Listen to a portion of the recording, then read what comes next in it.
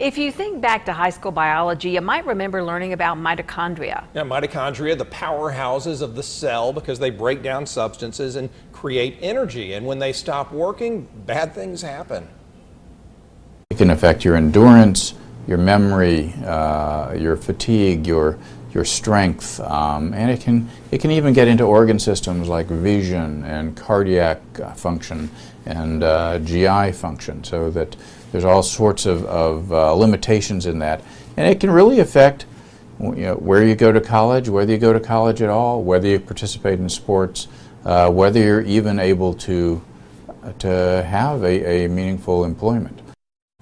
And so when the cell stops working, mitochondrial disease can be deadly, and dysfunction can be tied to better known diseases like Parkinson's and epilepsy. Our Atlanta Bureau Chief Ashley Bridges shares the first of two stories about Georgia families fighting to understand this mystery disease. And one day he was walking across over there and just all of a sudden just hit the floor. Tommy the barber never stops cutting hair. I'm that way 24/7. I mean, he's just one of the landmarks in Atlanta here. Or talking. When they sit in my chair, they don't get through until I get through talking.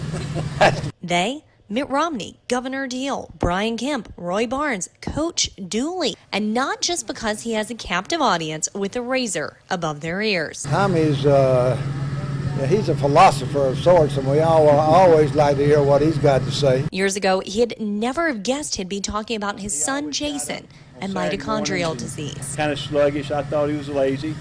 But, you know, as time got on, and energy goes twice as fast. Yeah. You know, if you fill up with gas in the morning, Right. you drive for an hour, you're out of gas again. You want to know why? You got a leak somewhere. And while Tommy isn't a doctor, 'Cause I got a lot of people coming here very smart. I don't need an education. I don't need a college degree. Everybody sits in my chair as a college graduate, and they give me all my information free. There's no dead ends in this barbershop. There's always a right and a left turn we're going to make. he found out what was happening to his son.